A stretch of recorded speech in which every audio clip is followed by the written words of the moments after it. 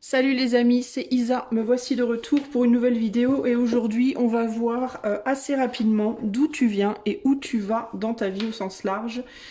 On va utiliser le tarot de Marseille Waite et on va utiliser également l'horoscope Béline pour le petit message conseil. Pour le choix, je vais utiliser mon mini tarot de Marseille, je vais te faire choisir entre 3 cartes différentes. Et tu vas voir, je vais procéder d'une manière... Je vais procéder en fait avec une coupe, tout simplement. Donc je vais te montrer de quoi il s'agit. Alors pour faire le choix des groupes, donc la carte pour le groupe 1, c'est un 8 de pentacle. Pour le groupe numéro 2, on a le pendu. Et pour le groupe numéro 3, on a la mort. Voilà. Donc 8 de pentacle, pendu, mort, groupe 1, groupe 2, groupe numéro 3. Je t'invite à choisir la carte dont tu as le sentiment. Je vais te les mettre plus près parce que comme c'est un mini tarot, tu vas pas voir grand chose, mon ami. La carte qui t'inspire le plus en termes de ce que tu vis présentement dans ta vie au sens large. Est-ce que tu te sens plus comme ça? Présentement, est-ce que tu te sens plus comme ça? Ou est-ce que tu te sens plus comme ça? Voilà. À toi de voir. Tu peux faire un choix. Tu peux écouter les 3 ou tu peux en faire 2. À toi de voir comment tu le ressens. Ok? Moi, je vais commencer tout de suite avec le 8 de pentacle et c'est parti. Hello, groupe numéro 1, si tu as fait le choix du 8 de pentacle qui est là-bas au fond, tu le vois. Allez, je vais utiliser donc mon tarot de Marseille Waite. Et on va aller voir groupe numéro 1, d'où tu viens et où tu vas. Ok? Alors, je vais faire une coupe et je vais observer le dos des jeux, tout simplement. Alors, pour toi, groupe numéro 1, d'où est-ce que tu viens et où est-ce que tu vas? On regardera après. Non, on va le retourner maintenant parce que ça va me donner une idée aussi peut-être de où tu te trouves aussi en ce moment. Mais je vais la mettre là. On va regarder d'abord d'où tu viens. On va mettre 3 cartes avec la coupe déjà. Alors d'où tu viens d'un deuil, possiblement. Alors tu peux avoir rompu une relation familiale, une relation sentimentale. Ici, on est vraiment que sur des coupes, comme tu peux le constater. Donc il y a vraiment la première carte qui est là, c'est l'idée du deuil. L'idée du deuil, l'idée peut-être d'avoir fait ton deuil d'un investissement émotionnel par rapport à une famille, par rapport à un couple, par rapport à... ça peut être une famille, ta famille de sang, ça peut être une famille pro, ça peut être une famille amicale, ça peut être une relation amoureuse. Et pourquoi tu as fait ce deuil? Pour moi, parce que là où les personnes concernées peut-être ne faisaient pas les mêmes efforts que toi sur le plan sentimental pour évoluer, entre guillemets. En tout cas, je pense que c'est ce que toi, tu peux te dire ici. Je vais aller voir un peu plus loin. Ouais, il y a l'idée d'avoir eu du mal à se remettre en question, à faire certains choix. Ça peut être une ou des personnes qui ont préféré s'engager plus avec d'autres personnes qu'avec toi, qui ont préféré se concentrer plus sur d'autres domaines de vie que le domaine de vie concerné dans lequel tu étais avec ces personnes-là. Par exemple, une personne en amour qui se concentrait beaucoup plus sur son travail alors que toi tu voulais te concentrer plus sur, je sais pas, le fait de fonder une famille. C'est un exemple, hein, mais ça peut se décliner différemment. Des personnes qui n'étaient pas prêtes à se remettre en question, qui n'étaient pas prêtes à faire certaines introspections, à essayer de voir les choses différemment. Des personnes qui n'étaient pas prêtes aussi, j'entends ici, à faire un travail sur elles d'un point de vue de leur trauma, de leur histoire de vie personnelle. Travail de réconciliation avec elles-mêmes, travail de réconciliation avec les parents qui ont pu influencer du coup leur situation présente. Tu as pu te sentir délaissé, tu as pu te sentir négligé, tu as pu te sentir pas suffisamment important ou importante aux yeux de ces personnes ou aux yeux de cette personne. comparé à l'intérêt, à l'importance que c'est ou cette personne donnait à d'autres que toi. Du coup, il y a d'où tu viens d'un travail entamé, pour moi tu es toujours dessus, mais tu as entamé un travail de revalorisation de toi, mais pas, j'entends ici, pas par volonté véritable, mais plus par un peu forcé si tu veux. C'est comme si en gros, cette personne, en refusant de faire ce travail avec toi, d'élévation, on va dire émotionnelle, d'évolution émotionnelle, dans la maturation émotionnelle, bah, t'avais un peu forcé à le faire seul et du coup à apprendre à te valoriser ou te revaloriser. Il y a quelque chose comme ça ici. Néanmoins, on voit que présentement,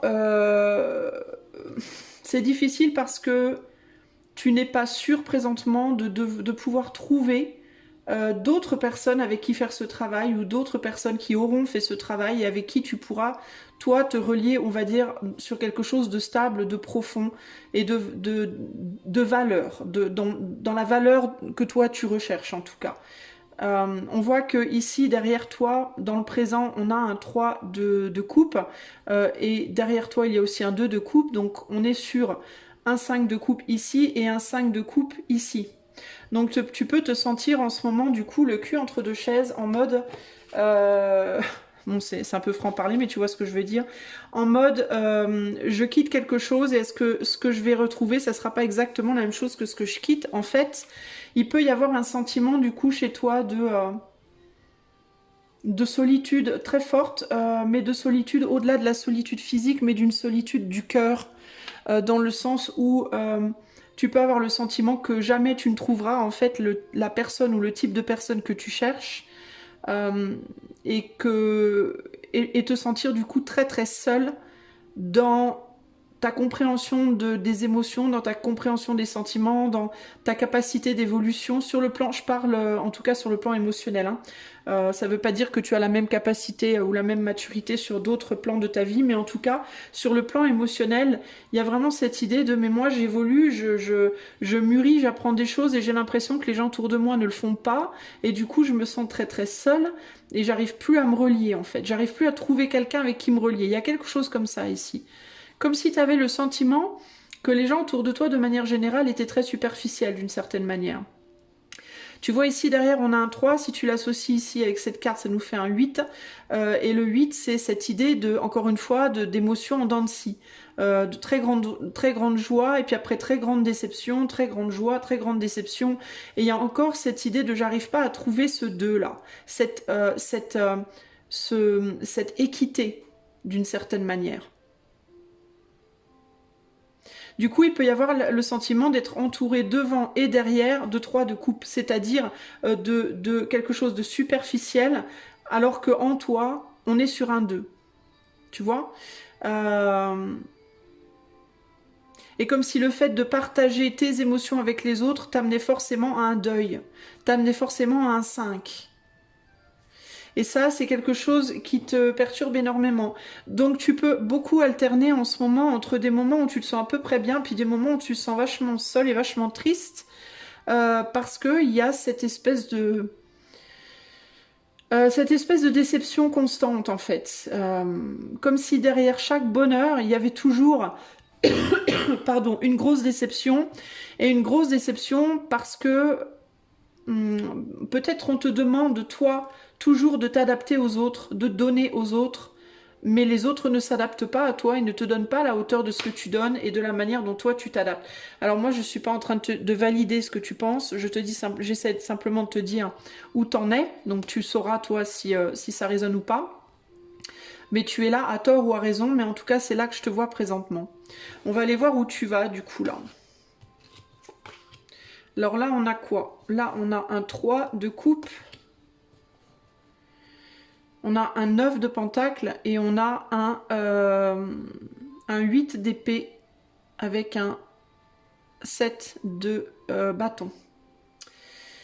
Bah, tu vas vers un repli sur toi, je dois te dire. Et la raison pour laquelle tu vas vers ce repli sur toi, ben, c'est parce que... Alors, c'est un repli sur toi sur le plan émotionnel en tout cas. Pourquoi tu vas vers ce repli sur toi? Eh bien parce que justement il y a trop de déception sur le plan du cœur. Donc tu peux, comme il y a un ras-le-bol de la superficialité relationnelle au sens large, de ces espèces de rôles, de ces espèces de montagnes russes émotionnelles qui au final, je vais arriver à parler, oui, qui au final n'aboutissent pas à grand chose, et ben tu peux beaucoup te reporter sur purement la matière, c'est-à-dire les contingences journalières, ton travail, l'argent, le relationnel, mais très superficiel, très léger, voire le moins possible de relationnel. Pour ne plus en souffrir en fait. Il y a un peu l'idée ici de, puisque j'arrive pas à trouver une personne avec qui vraiment me relier en profondeur sur le plan émotionnel, une ou des personnes qui vraiment résonnent comme moi, avec qui vraiment me relie en profondeur, des gens avec qui je peux vraiment évoluer et qui sont aussi comme moi dans la volonté d'évoluer, eh bien je préfère me couper de l'émotionnel et me concentrer purement sur la matière finalement, l'argent, ouais, tout ce qui est matériel et tout ce qui est professionnel. Le problème, c'est qu'on risque de ne pas accepter ça de toi. On risque de ne pas l'accepter de toi et on risque de te taxer de personne superficielle justement de par cette coupure émotionnelle que tu es en train d'opérer en toi. Du fait justement que tu ne veuilles plus te relier trop aux autres, eh bien on risque justement de te taxer de personnes superficielles parce qu'on risque de penser de toi que tout ce que la seule chose qui t'intéresse c'est l'argent ou les choses on va dire très terre à terre et du coup il y a une idée, je te dis ce que je vois hein, concrètement là, si tu continues en tout cas sur cette route là, il y a une idée véritablement là de rejet un petit peu. Et de par ce rejet, eh ben, d'une réclusion en soi-même et d'un sentiment de bah, je suis vraiment seule, quoi. J'arrive à rien en fait, j'arrive pas à me libérer de cette problématique, quoi. C'est un peu ce qui vient là. Je vois un repli de plus en plus grand par rapport aux autres, par rapport aux personnes qui t'entourent. Parce que la superficialité environnante, ce manque de travail en profondeur te rebute. C'est vraiment ça l'idée là. D'autant plus que les personnes autour de toi ne se sentent pas capables de faire ce travail que tu attends d'elles sur le plan émotionnel et possiblement aussi ne se sentent pas capables de se relier à toi sur un plan purement matériel, purement on va dire, ouais, matériel, professionnel ou autre, parce qu'on sent en toi énormément d'émotions. En fait, c'est comme si ça transpirait. Tu vois, c'est comme si ce que tu essayais de réfréner en toi, de ne plus partager parce que ça te fait trop souffrir, bah c'est comme si ça transpirait de toi, malgré toi, et que les personnes devant toi, celles à qui du coup tu ne partages pas, eh ben c'est comme si elles sentaient qu'il y avait beaucoup que tu voulais pas partager et que du coup elles se disaient, bah en fait, cette personne, donc toi, ne veut pas de nous, ne veut pas partager, n'est pas intéressé, il peut même y avoir un sentiment de... Tu peux même du coup paraître comme une personne un peu condescendante, un peu froide. Il peut y avoir un côté vous n'êtes pas assez bien pour moi, quoi. Tu vois qu'il peut transpirer de toi, mais c'est pas la réalité de ce que tu penses, mais c'est plus le côté je veux me protéger, je veux protéger mon cœur à tout prix parce que j'ai été trop déçue, j'ai trop souffert, j'ai pas trouvé le niveau d'intelligence émotionnelle, on va dire, ou de capacité de remise en question émotionnelle dont moi je suis capable, et du coup, bah, la maturité, on va dire plutôt, le niveau de maturité émotionnelle. Et du coup, bah, je souffre trop et donc je veux plus partager ça. Il y a un truc comme ça ici, hein, concrètement. Dans certains cas aussi, il y a une personne en particulier que tu convoitais peut-être, sur qui tu avais les yeux, et qui est très convoitée elle-même par des personnes très superficielles, et toi tu n'as pas été valorisé, tu n'as pas été vu, reconnu, entendu et ou valorisé. Et du coup tu te dis que la personne que tu convoitais ainsi que celle qui convoite cette personne sont tous très superficiels, sont pas à ta hauteur, ne sont pas capables de reconnaître ta valeur. Il y a quelque chose comme ça ici, hein. Mais du coup, encore une fois, tu es poussé vers cette valorisation de toi, en fait. Une valorisation que tu dois... Parce que c'est comme si tu cherches un retour, en fait, à ce que tu donnes. Alors, il est très possible réellement que tu aies cette maturité émotionnelle, que tu aies cette intelligence émotionnelle, que tu aies ce niveau, cette profondeur. Mais le problème, c'est que tu ne la valorises pas seule. C'est comme si tu cherchais dans les yeux des autres une approbation de ça, euh, une reconnaissance de ça, et que tu ne la trouvais pas. Et je pense que ce qui se passe, en fait, cette espèce de coin dans lequel on te pousse là, c'est comme si on poussait... tu sais, j'entends la phrase dans Dirty Dancing, on met pas bébé dans un coin ou je sais pas quoi là. Et ben c'est comme si le coin dans lequel on te met, dans lequel on te pousse, pas forcément volontairement, hein, mais par réaction, on va dire alchimique à ce que tu dégages. Euh, et ben c'est comme si on te mettait là pour que toi, à un moment donné, tu te dises mais vas-y, je m'en fous en fait. Moi, je sais ce que je vaux et je m'en fous si les autres le reconnaissent pas. En fait, c'est pas grave en soi. Tu vois, de la même manière qu'une personne qui serait, qui aurait une intelligence supérieure, euh, ben, plutôt que de chercher à ce que les gens autour reconnaissent, ah oui, tu es d'une intelligence supérieure, waouh, c'est merveilleux, c'est incroyable, et ben qu'elles doivent apprendre à reconnaître elles-mêmes que bah, c'est très bien, mais que c'est aussi à elles peut-être de descendre un petit peu de son niveau qui est très haut. Le problème, c'est que plus on est haut dans quelque chose, plus c'est plus facile pour la personne qui est plus haut de descendre, je pense, que pour les personnes qui sont tout en bas de monter. Pourquoi? Parce que par essence, quand tu es plus haut, c'est que tu as plus de compréhension. Donc si tu as plus de compréhension, tu es capable de comprendre, tu devrais être capable de comprendre euh, qu'à un moment donné, il faut se mettre au même niveau, sinon ça peut pas fonctionner. Sinon, on est seul. On est seul en haut de sa montagne, comme sur le podium 1, 2, 3. Tu sais, les podiums olympiques, là.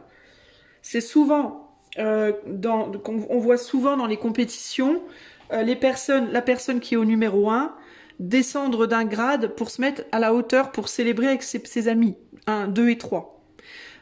Ou alors inviter le 2 et 3 à venir sur le 1 avec, vous voyez. Mais c'est rarement les personnes qui sont 2, 3 qui vont monter sur le podium du 1. Pourquoi? Bah parce que déjà, ça pourrait être perçu comme une sorte de... en mode... à quoi enfin, ils sont pas... ils ont rien à faire là, déjà, pour commencer, puisque c'est le numéro 1, c'est pas le 2 ou le 3. Donc il y a un besoin d'humilité, il y a un besoin de... Il y a un besoin d'apprendre bah déjà il y a une forme de rareté parce que tout le monde n'est pas champion olympique voilà, dans sa discipline, c'est un fait.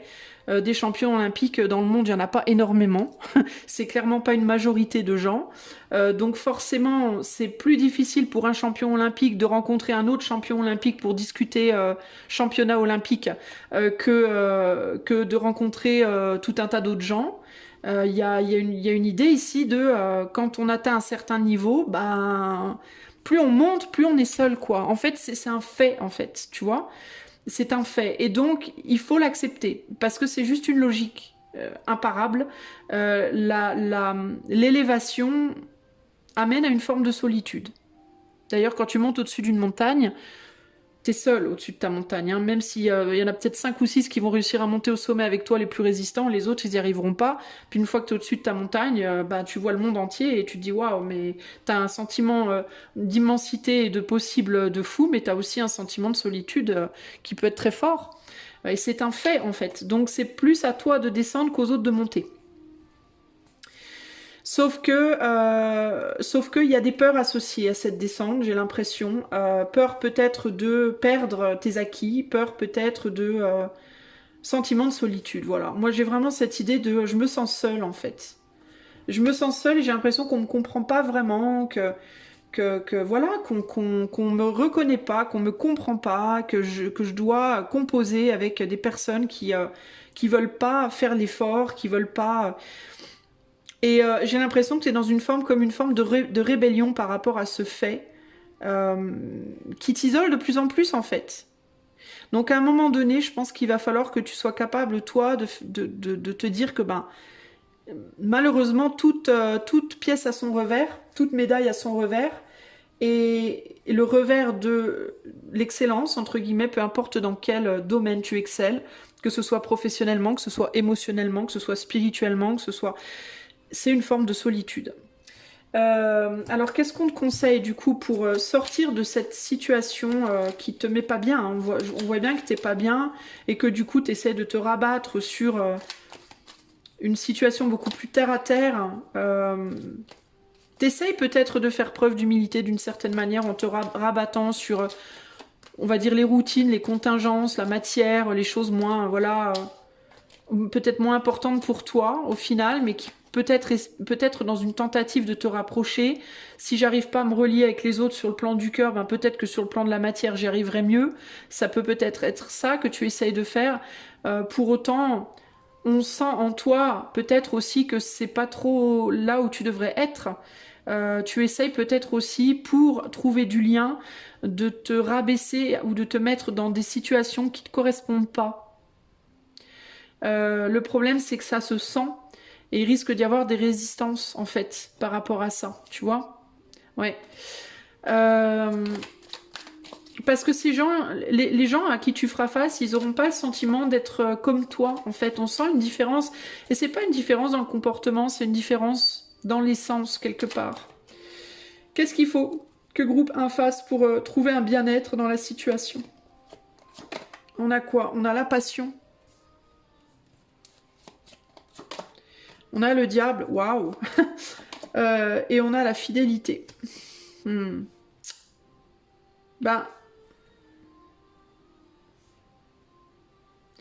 la passion, le diable et la fidélité. Pour moi, la première chose qui me vient, c'est par ce dans quoi tu excelles, ce dans quoi tu es très fort ou très forte, ce dans quoi tu as une puissance, une capacité, reste fidèle à ça.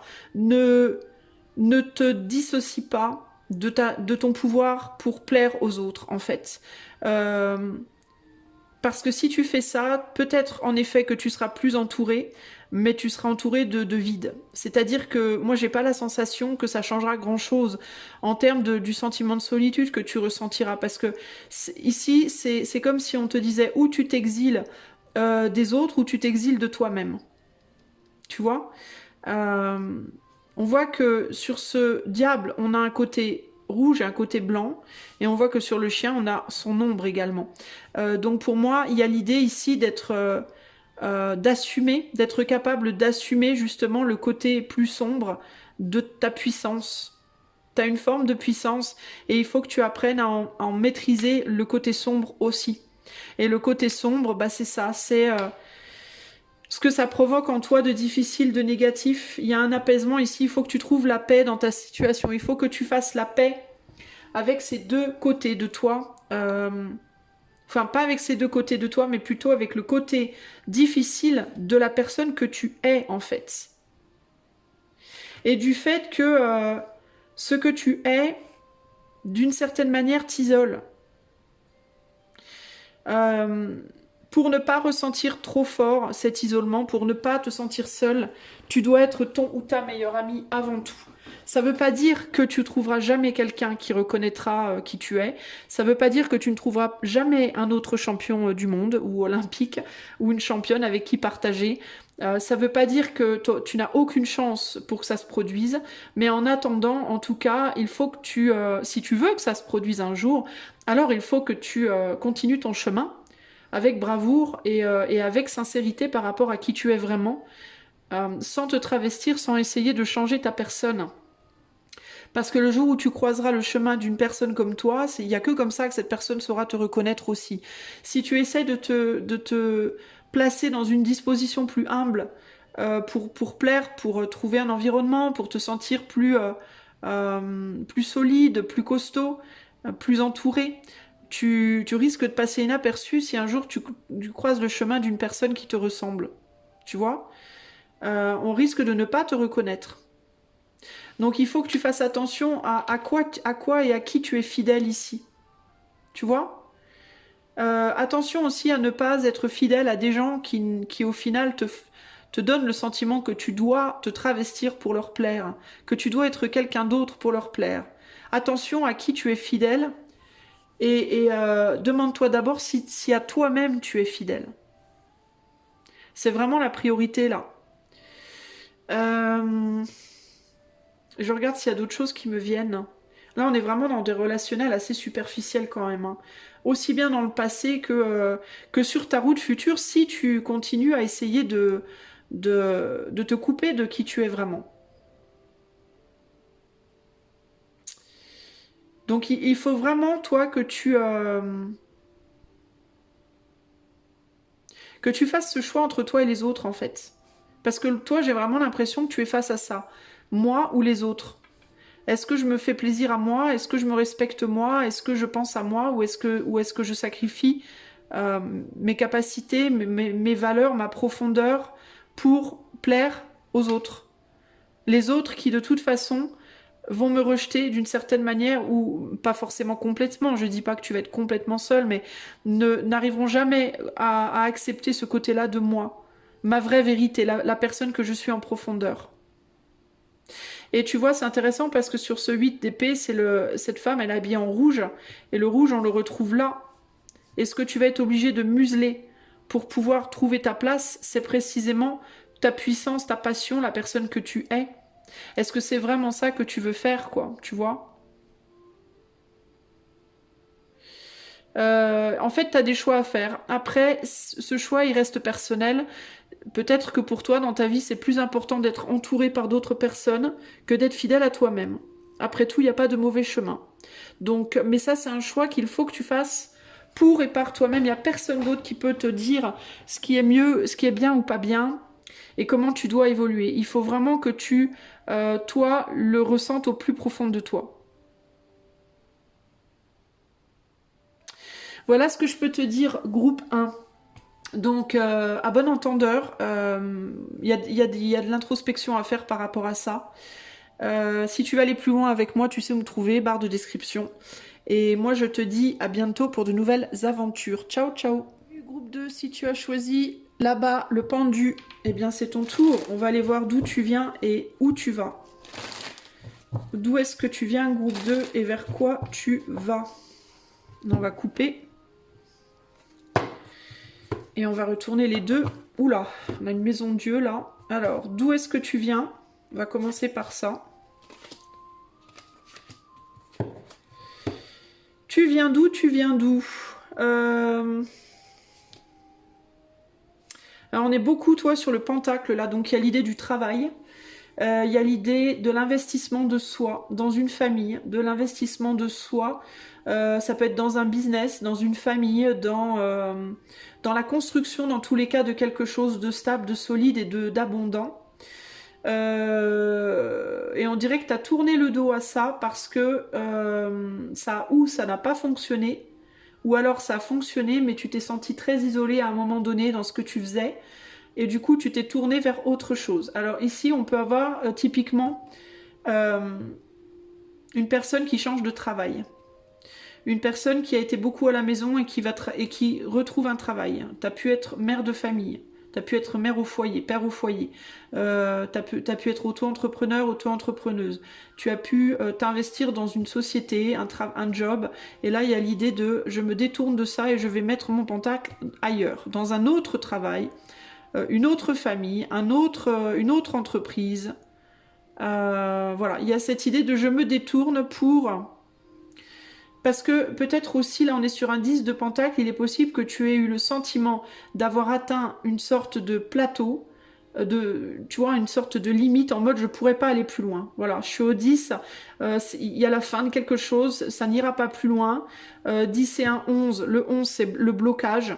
Le blocage dans lequel il faut trouver une manière créative de sortir, parce que le 11 c'est le 1 et le 1, donc on a un espace entre les deux, et qu'est-ce qu'on fait? On peut pas aller là, on peut pas... Voilà, donc il faut trouver une manière d'aller au 12, et on va au 12 avec un élément supplémentaire. Donc là, il y a cette idée de je me heurte à un mur. On a trouvé une forme d'abondance, ça a pu être matériel, ça a pu être simplement le plaisir de construire quelque chose. Mais il y a vraiment cette idée de je peux pas aller plus loin, puis il y a aussi ce sentiment de solitude. Et peut-être aussi une fatigue, j'entends. Il y a pu avoir une fatigue, j'en ai marre de me casser la tête pour quelque chose qui a donné ses fruits, mais voilà, je peux plus rien en tirer. Il y a quelque chose comme ça. Et ça peut être aussi sur le plan sentimental, d'une certaine manière, hein. Ça peut être aussi une famille que tu as créée, avec un couple où ça va pas plus loin. Mais si c'est le cas, si on parle du sentimental, on n'est pas vraiment sur de l'amour ici, on est plus sur le côté business du sentimental. Tu vois, le fait de construire une famille, laisser des choses à ses enfants plus tard, etc., etc. On est plus sur l'aspect construction, business du couple que sur l'aspect romantique, sentimental, amoureux. Il y a pu avoir aussi une recherche de valorisation de soi à travers cette construction du couple ou à travers cette entreprise ou ce travail. Recherche de valorisation de soi par l'investissement qu'on a mis dans quelque chose et le retour d'investissement d'autres personnes peut-être aussi qui est venu pendant un temps puis qui s'est arrêté, qui n'a pas été au-delà ou alors qui n'est pas vraiment venu en retour. Du coup, il y a l'idée de je vais m'investir ailleurs. Je vais m'investir ailleurs, je vais aller m'investir dans quelque chose où peut-être précédemment je voulais pas aller. Je vais aller m'investir dans quelque chose qui ne me passionne pas. Hein, parce que là, on est sur une robe rouge, mais une robe rouge emprisonnée. Donc, on n'est pas sur quelque chose qui passionne, on est plus sur j'ai envie de péter le mur. J'ai envie de péter ce plafond-là qui m'empêche d'évoluer. J'ai envie d'aller au-delà. Même si ça me passionne beaucoup moins. Et même si ça vient casser peut-être aussi ce que je faisais avant, du coup. Quitte à ce que ça vienne même casser ce que je faisais avant. Il y a quelque chose comme ça, là. Sauf que moi, l'impression que j'ai, mais on va voir sur le vers quoi tu vas, la sensation que j'ai ici, c'est que tu as peut-être été limité à un moment donné parce que tu as essayé de péter le plafond de verre, entre guillemets, qui t'empêchait d'évoluer à un moment donné. Tu as peut-être trop regardé dans la matière. Qu'est-ce que je dois faire dans la matière pour péter ça, alors que ce que tu aurais peut-être dû faire, c'était peut-être pas dans la matière que le problème était, c'était probablement plus à l'intérieur de toi que le problème se situait. Et du coup, j'ai l'impression que tu vas essayer d'aller péter un plafond de verre dans la matière à nouveau, sauf que c'est peut-être pas, encore une fois, dans la matière que le problème se situe, mais bien toujours à l'intérieur de toi. Et j'ai l'impression que le problème peut se situer justement sur le fait de retenir sa passion. Donc là, il y a un besoin de libérer la passion. Alors, il est possible qu'en te détournant de ce que tu faisais pour aller sur quelque chose de nouveau, qui te plaira, à mon avis, moins, mais sur lequel tu te dis qu'il y a un potentiel quand même d'évolution a priori plus grand que sur là où tu étais avant, tu peux, sans t'en rendre compte, sans vraiment le voir, te délivrer, faire péter ces chaînes qui enchaînaient ta passion, justement. Alors, on va aller voir comment. Je vais juste regarder derrière, là. Ouais, il y avait beaucoup de résistance dans ce que tu faisais avant aussi. Hein. On voulait pas forcément... on ne voulait pas ou on ne voulait plus forcément de ce que tu avais à donner. Tu es quelqu'un qui aime péter les murs, toi. Et c'est intéressant parce que alors moi, ce que je vois là, c'est que tu es quelqu'un qui aime beaucoup péter les murs par rapport au blocage intérieur des autres, mais tu as vraiment du mal à péter les tiens, d'une certaine manière. Et j'ai pas l'impression que tu le fasses exprès. C'est pas parce que tu ne le veux pas, c'est parce que justement ton regard il est trop porté sur l'extérieur et pas assez sur l'intérieur. C'est-à-dire que ton regard étant posé sur les autres, tu vas voir chez les autres leur blocage intérieur et les aider à faire péter ça. Et d'ailleurs, il y a des gens qui peuvent très mal le prendre, voire ne pas vouloir le faire, être en résistance par rapport à ce que tu vas leur dire. Pour autant, tu n'arrives pas à regarder en toi. Tu as du mal à regarder toi en toi. Donc tu es probablement une très bonne analyste ou un très bon analyste pour ce qui est du monde qui t'entoure et des gens qui t'entourent et de leurs problèmes intérieurs à eux. Mais par contre, tu n'es pas très doué, excuse-moi de te le dire, pour ton propre monde à toi. Alors ça veut pas dire que ça veut pas dire que tu n'es pas un bon analyste de manière générale. Moi j'ai la sensation au contraire que tu l'es, mais que ce que tu peux dire ou ce que tu peux envoyer comme énergie peut être très très perturbant pour les autres. Alors ça fait beaucoup travailler les autres sur leur propre profondeur, hein, parce que tu vois on a la lune derrière. Tu peux même être une personne qui va beaucoup aider les autres à se réconcilier avec eux-mêmes ou avec leur propre blocage. Mais voilà, tu es le cordonnier qui est mal chaussé en gros. Voilà. Tu vois, c'est pas parce que tu n'es pas capable de faire ce travail sur toi, mais c'est parce que tu es tellement occupé à le faire pour les autres que du coup, t'as plus la force peut-être, t'as plus l'énergie, t'as plus la capacité de le faire pour toi-même. Bon, alors on va aller voir où tu vas, maintenant qu'on a vu d'où tu venais. Alors où tu vas? On a la maison de Dieu, on a le 3 de bâton, on a la reine de coupe. Groupe numéro 2, où vas-tu? Poil au fût. Alors, où vas-tu?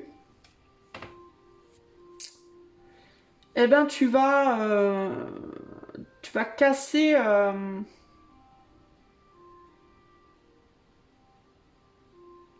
tu vas vers une restriction du mental et une libération du corps.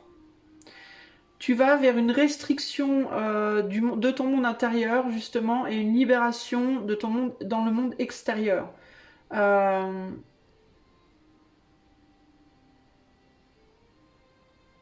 une expression de tes désirs. Et il y a quelque chose d'assez brutal avec la maison de Dieu, il y a quelque chose aussi d'assez rapide. Il y a vraiment cette idée de j'en ai ras-le-bol, je me libère de tout et je pars vers ce qui vers ce qui m'appelle au niveau du cœur. Par ce détournement que tu as pris juste avant, ce détournement précisément, ce détournement d'investissement, je retire mes billes des autres. Alors peut-être que du coup, comme tu retires tes billes des autres, tu vas les mettre sur toi, justement, ces billes. C'est ça en fait, c'est un renversement. C'est-à-dire qu'avant tu t'occupais beaucoup trop de ce qu'il y avait autour de toi et pas assez de ce qu'il y avait en toi ou de toi-même. Et là, en gros, ce que tu fais, c'est que tu vas t'occuper beaucoup plus de toi et du coup, te libérer quelque chose qui était emprisonné en toi. Et cette libération, c'est une forme de créativité. Il y a quelque chose qui t'appelle. Tu vas vers quelque chose qui t'appelle.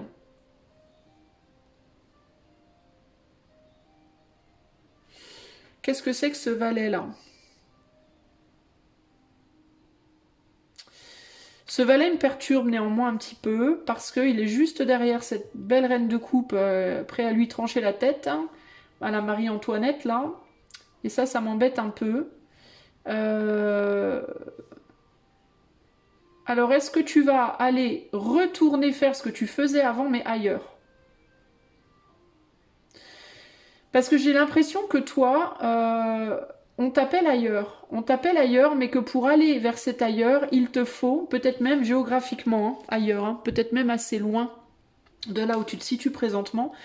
Mais il y a comme cette idée que tu ne peux pas aller... En fait, il y a une action physique à poser dans la... Il faut que tu poses une action dans la matière. Mais en fait, c'est très intéressant parce que j'ai l'impression que tu vas retourner faire ça là. Tu vas retourner le faire, mais tu vas aller le faire dans un autre endroit. Avec d'autres personnes, dans un autre contexte. Peut-être même d'une autre manière. Et c'est comme si on te disait, c'est comme si là en ce moment tu étais dans cette espèce de transition.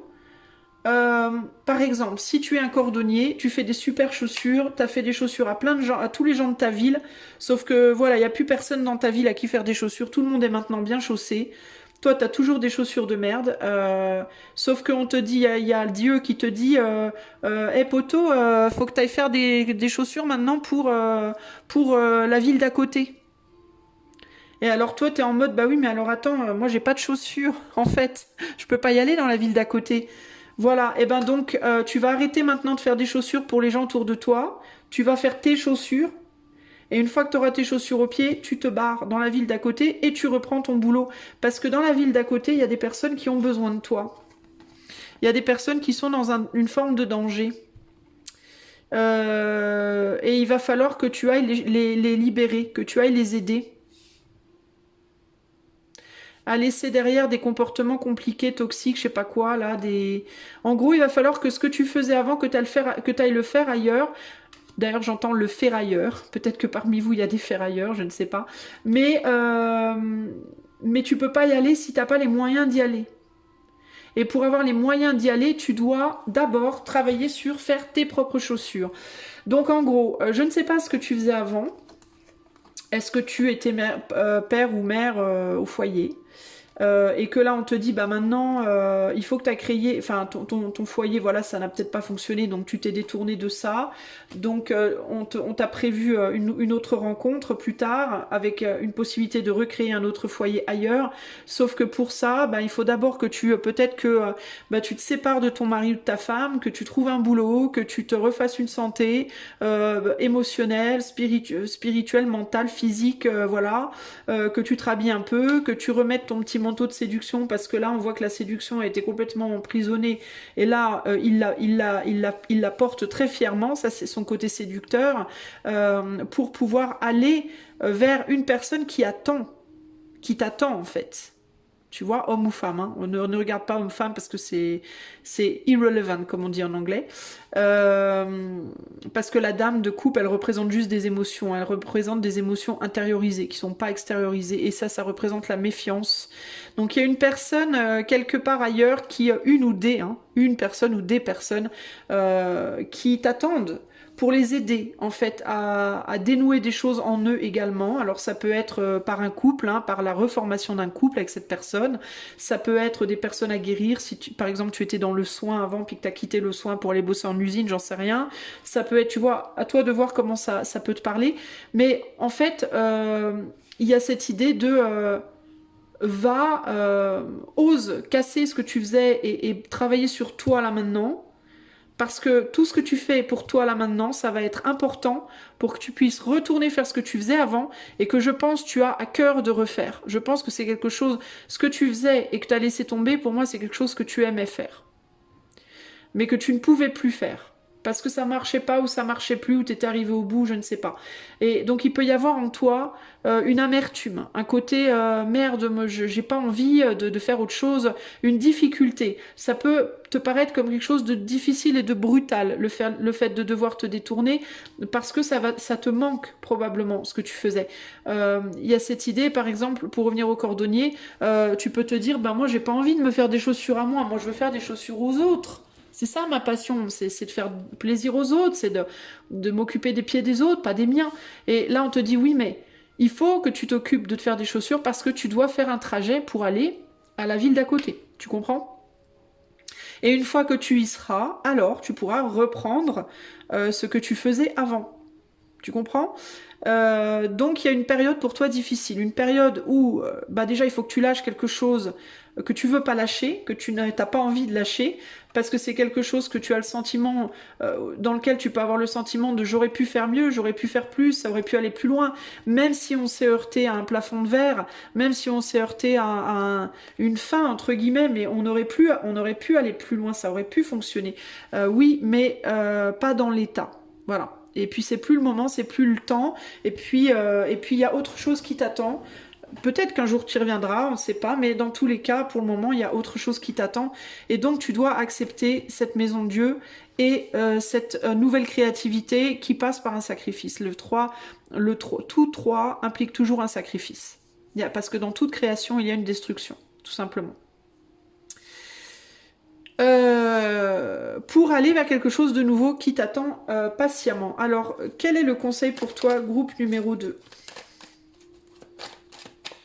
Quel est le conseil pour toi, groupe numéro 2 ? On a l'étoile de l'homme, on a la passion et on a la joie. Le conseil pour toi, ça peut être de continuer à faire ce que tu faisais avant, mais de manière beaucoup plus légère. Alors ça peut être quoi? Si c'est rupture sentimentale, t'as dû rompre un couple que t'avais commencé à créer parce que ben ça t'arrive pas à aller plus loin. Ça peut être, tu peux continuer à être ami avec cette personne. Tu peux essayer de vivre cette relation de manière plus superficielle, c'est-à-dire que si ça marche pas en tant que couple sous le même toit, par exemple, vous pouvez éventuellement vous séparer physiquement, mais pas nécessairement de cœur. Voyez, ici il peut y avoir cette idée de temporairement s'éloigner physiquement de l'autre, mais pas forcément dans le mental. On peut garder des conversations joyeuses, amicales, voilà, pour s'aider, pour se soulager, pour ne pas ressentir trop profondément cette coupure. On peut essayer de maintenir quelque chose d'agréable et de joyeux. Surtout si c'est un lien très fort. Si c'est un métier que tu as dû arrêter, tu peux essayer de te débrouiller pour continuer à pratiquer un petit peu à droite à gauche, même si c'est plus officiellement une entreprise. Tu peux, moi je sais pas, on va revenir au cordonnier. Peut-être que tu peux plus professionnellement pour le moment faire des chaussures à tout le monde, mais peut-être que le week-end tu peux réparer une paire ou deux. Ça te permet de maintenir comme ça un lien, parce que c'est un lien qui est fort et qui t'apporte de la joie, quelque chose que tu aimes faire, qui est un petit peu ton étoile, qui est un petit peu qui est ta lumière, quoi. Donc ça te permet comme ça de maintenir un fil rouge, tu vois, quelque chose qui continue à te nourrir, même si ça te nourrit plus autant qu'avant. Ça te permettra de conserver un certain plaisir à cheminer sur ta route. Ici, il y a un peu l'idée de se raccrocher à tout ce qu'on a encore dans sa vie qui ramène de la passion et de la joie. Même si c'est plus aussi investi qu'avant, même si c'est plus aussi souvent qu'avant, même si c'est plus de manière aussi concrète qu'avant, au moins ça permet de garder de la joie, et la joie va amener la force de cheminer, parce que le chemin peut être un petit peu difficile. Ok, ça peut amener de l'amertume. Il peut y avoir des moments d'amertume, il peut y avoir des moments un petit peu de colère, un petit peu des moments de rancune par rapport au passé qu'on n'a plus. Hein. Et ça peut être difficile à manœuvrer. Mais il faut se raccrocher aux choses agréables.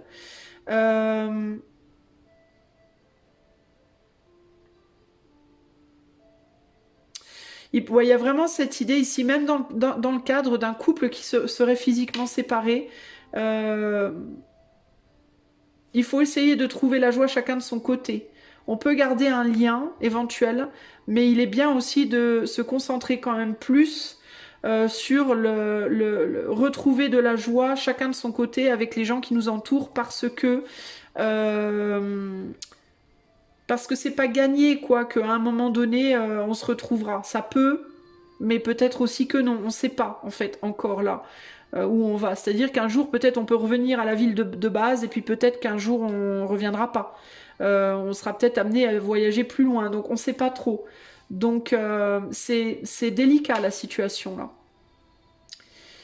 Moi je pense que vraiment c'est ça, raccroche-toi aux passions, raccroche-toi à ce que tu aimes faire, aux gens qui te restent autour de toi, aux choses que tu aimes faire encore dans ta vie, et si tu peux garder des fragments de ce passé d'une manière plus superficielle, n'hésite pas à les garder, parce que c'est ça qui te nourrira pour avancer aussi. Voilà ce que je peux te dire.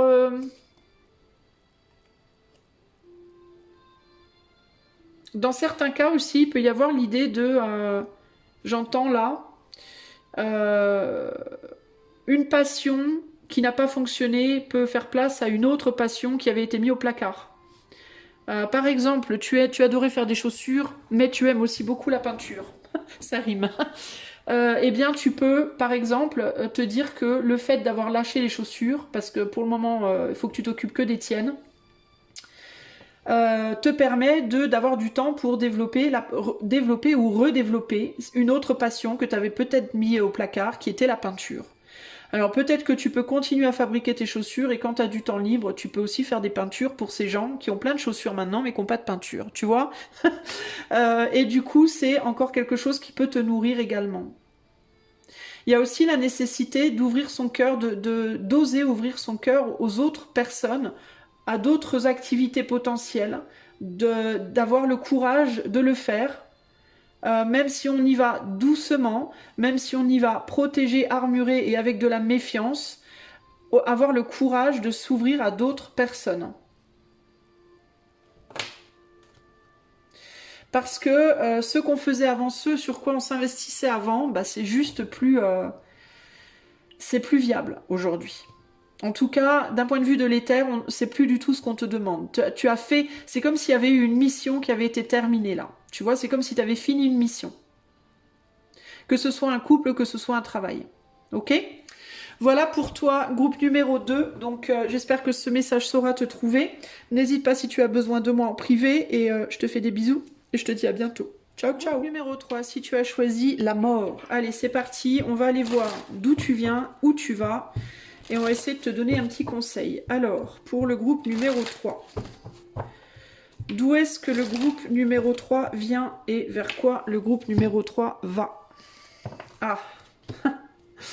Alors, qu'est-ce qu'on a? On a le 8 d'épée et la justice. Alors, d'où est-ce que tu viens? 8 d'épée, le soleil et la mort. Tiens donc, intéressant. Tu viens de quoi? Groupe 3.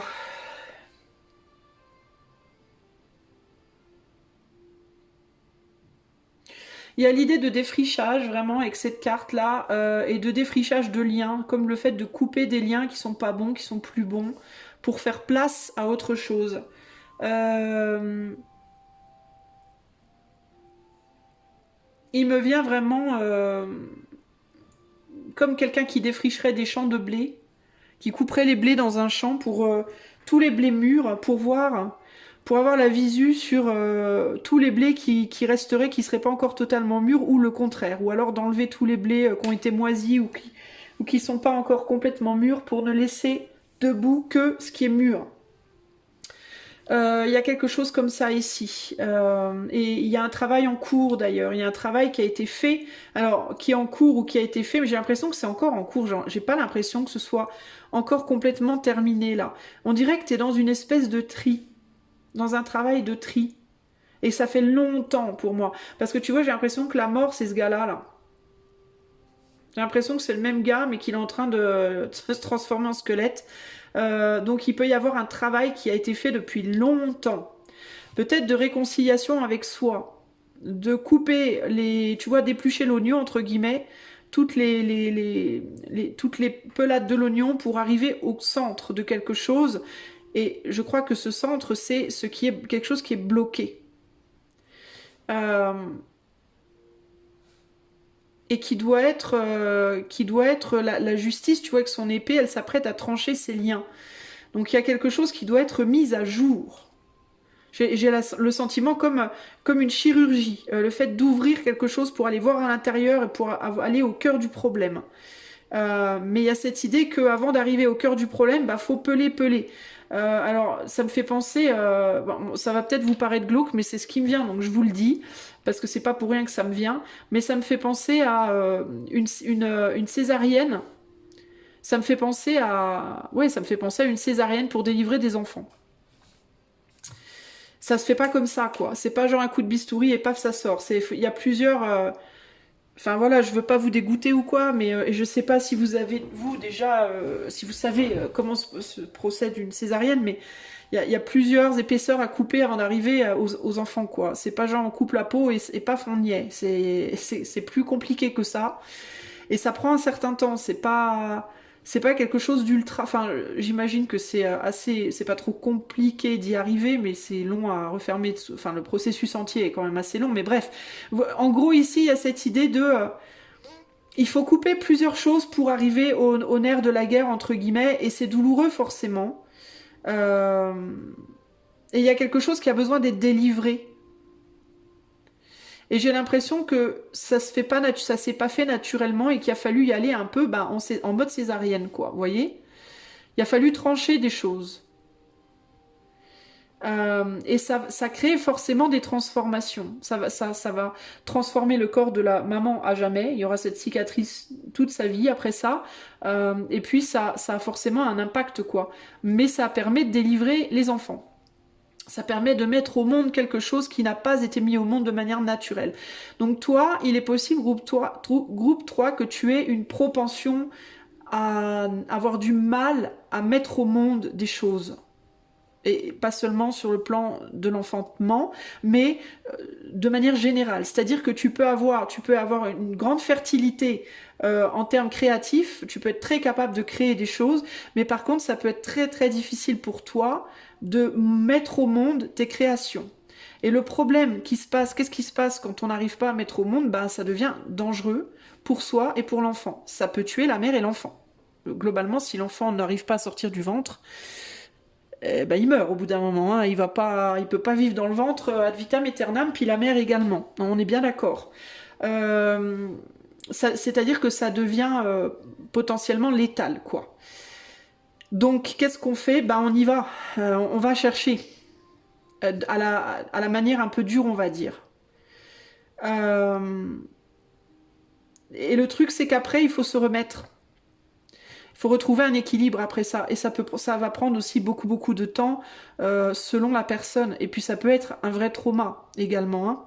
Hein. 8 et 1, 9, hein, on retombe après sur de l'anxiété, de la tristesse, un deuil à faire, quelque chose qui a pu se passer de manière un peu bourrin. C'est pas simple, une césarienne. Toutes les femmes qui en ont eu une vous le diront, c'est pas anodin.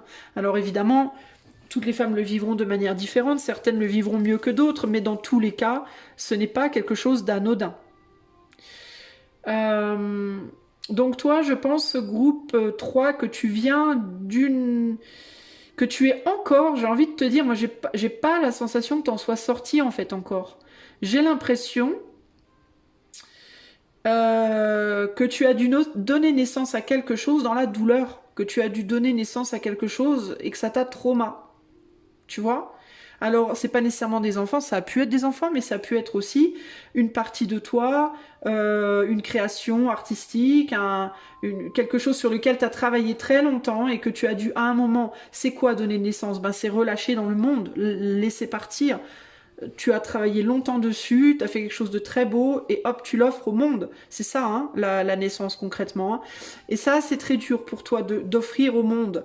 Alors ça peut être que tu travailles, qu'on t'a forcé un peu à mettre au monde quelque chose que tu n'étais pas prête à lâcher, que tu n'avais pas envie de lâcher, que tu avais peur de lâcher, que tu ne pouvais pas lâcher.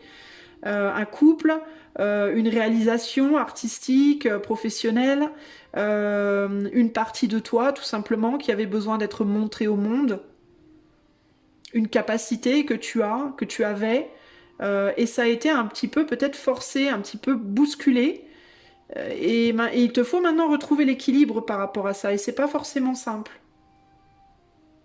Et j'ai vraiment cette idée de quelque chose qui a pris beaucoup beaucoup de temps à se mettre en place. Hein. Et puis il y a aussi la mort symbolique. Hein. La mère, quand elle donne naissance à ses enfants, c'est une partie d'elle qui meurt. Hein. C'est une partie d'elle qui est incarnée dans ses enfants qui meurt. C'est les enfants, ils s'en vont, le ventre est vide, ça laisse un vide physique, mais aussi existentiel d'une certaine manière, qui, encore une fois, peut être géré par les femmes de manière différente. Et puis, le corps, il est à tout jamais transformé après ça. Il a plus sa forme initiale après ça. Encore une fois, toutes les mères ne sont pas égales devant ça, mais dans tous les cas, même celles qui sont les plus belles après la naissance, qui arrivent à retrouver le corps le plus proche de ce qu'il était avant, il y aura toujours quelque chose d'alterné. Les hanches se sont un petit peu élargies, la peau a été un peu distendue, il y a toujours forcément quelque chose qui reste. Donc il y a cette idée de quelque chose qui est mort dans le processus. Vous voyez ? De l'énergie qui est partie, une lumière qui est partie. Le 9e pentacle de ces 8 pentacles, de ces 8 pentacles. Quelque chose qui stabilisait avant et qui est venu du coup déstabiliser et qui fait qu'on doit redémarrer, retravailler à quelque chose, à faire un nouvel enfant, à faire une nouvelle création artistique, à trouver un nouveau boulot, etc., etc., etc. Une fois qu'on a aussi montré au grand jour une partie de soi, automatiquement on est mené vers travailler à en mettre une autre au grand jour, hein, parce qu'on n'est pas fait que d'une ou deux parties de soi, on a de multiples couches de soi-même, hein, donc il y a toujours toujours plus qu'on peut montrer de soi, concrètement. Donc tout ça, ça a été délicat, là. Hein. Et on voulait pas, hein. On voulait pas que ça sorte. Hein. On voulait, vous voyez, on a le diable, hein. On y tenait, on voulait pas que ça sorte. Hein. Parce que c'est quelque chose qui vous réconciliait quand c'était encore en vous. Hein. Encore une fois, que ce soit des enfants, que ce soit une relation, que ce soit... c'est quelque chose qui vous avait réconcilié avec vous-même, hein, d'une certaine manière. Alors pourquoi, je ne sais pas.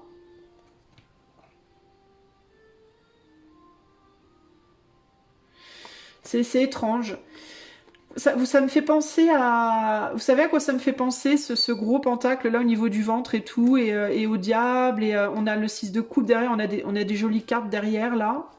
Le 4 de bâton, avec ce couple là, qui semble bien, avec de l'abondance. Ça me fait penser un peu à... ce qui me vient là, c'est quand on est enceinte et qu'on a un gros ventre, on a une excuse pour être grosse. Les gens, du coup, nous voient plus comme la grosse.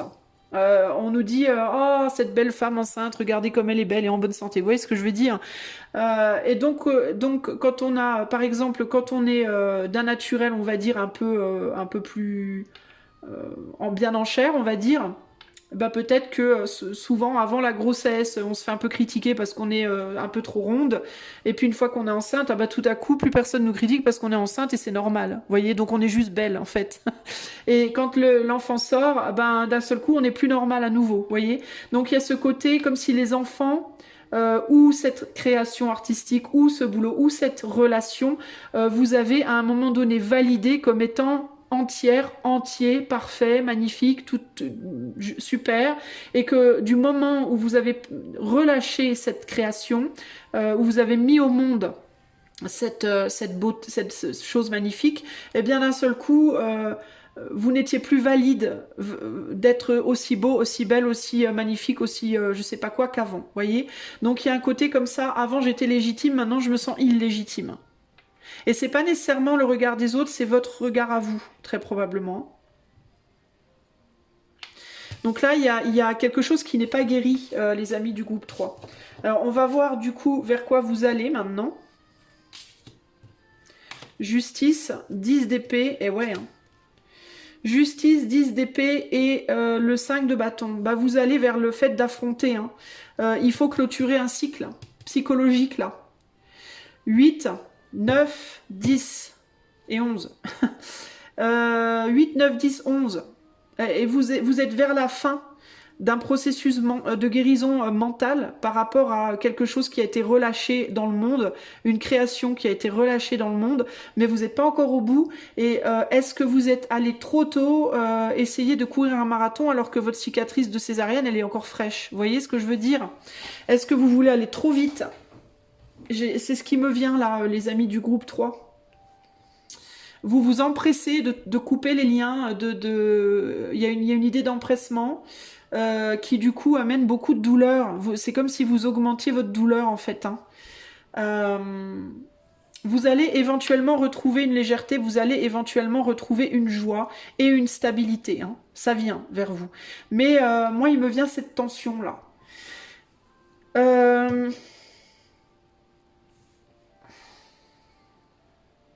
À cause de ce 10 d'épée. Vous voulez vous délivrer trop vite. Peut-être aussi que ça a été délivré trop vite. C'est arrivé trop tôt, plus tôt que ça aurait dû.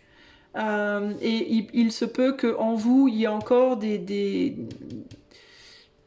que vous n'ayez pas eu le temps véritablement de processer les choses correctement et de manière naturelle, de manière correcte, et que vous ayez encore des tensions, des blessures, voire de l'amertume, de la colère par rapport à ça. Que vous n'avez pas fini de processer une forme de deuil, vous. Hein. Clairement, là. Et on vous demande, on attend de vous que vous soyez dans la légèreté, dans la joie, et vous n'êtes pas prêt ou pas prête pour moi. Pour moi, vous êtes encore dedans. Vous allez vers une libération, vous allez vers une stabilité, un mieux-être, mais c'est pas le moment encore. Regardez, vous avez l'étoile derrière. Hein. Vous y allez, hein, vous allez retrouver tout votre shine, entre guillemets. Vous allez être à nouveau prêt ou prête à réentrer en gestation pour des choses nouvelles plus tard. Mais là, vous n'êtes pas prêts, les amis, là. Et on vous en demande beaucoup, trop vite. Hein. et ça vous amène à des souffrances. Et vous pouvez même avoir une forme de sévérité envers vous-même parce que vous voulez à tout prix que ça avance aussi. Hein. Vous avez besoin de vous libérer de ça et de retrouver un équilibre. Mais j'ai l'impression que vous vous faites beaucoup de violence en fait. Hein. Vous vous faites du mal. Qu'est-ce qu'on conseille au groupe 3 là pour avancer là par rapport à ce vers quoi ils vont? Alors, déjà j'ai mis mes cartes vachement bas. Je sais pas pourquoi je les mets toujours si bas. On a la révélation, on a la distinction et on a le repos. Bah tiens, qu'est-ce que je vous disais? La révélation, la distinction et le repos. Les honneurs et le repos. Reconnaissez que vous devez vous faire honneur à vous-même en vous reposant encore. Moi j'ai l'impression que vous essayez de faire honneur à d'autres personnes que vous-même. On attend de vous des choses. Et vous n'êtes pas prêt. J'ai l'impression qu'il y a des gens autour de vous qui sont pas d'accord avec le fait que vous soyez encore en convalescence, que vous soyez encore en repos. Et quand je parle de convalescence et de repos, je parle physique, pas que physiquement, hein. Ça peut être physique, mais ça peut être aussi psychique. Hein. Ça peut être psychique, ça peut être spirituel, ça peut être émotionnel. Il y a des gens qui sont pas d'accord avec ça. Des gens qui néanmoins ont une vision superficielle des choses. Hein. Et qui eux peut-être sont dans des difficultés personnelles et qui peut-être ont le sentiment que vous n'êtes pas là, que vous n'aidez pas assez, que vous n'êtes pas assez investi dans leur cause ou dans je sais pas dans des nouvelles choses.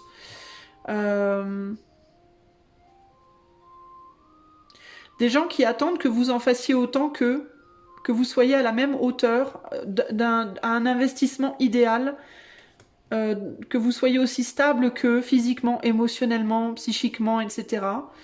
Mais moi, je vous sens pas prêts, les amis, là.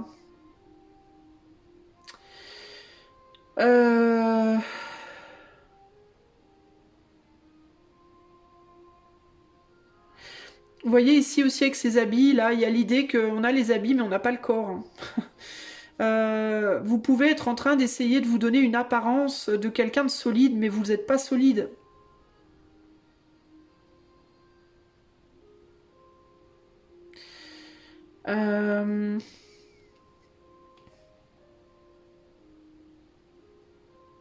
Moi j'ai l'impression que ces gens-là, ils vous ont donné les vêtements, ils vous ont donné l'habit, le bateau, puis ils vous disent bah alors, allez, amène-toi.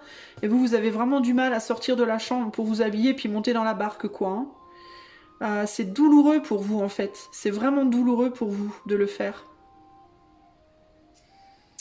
Pourtant, on vous demande de le faire peut-être, mais de le faire lentement.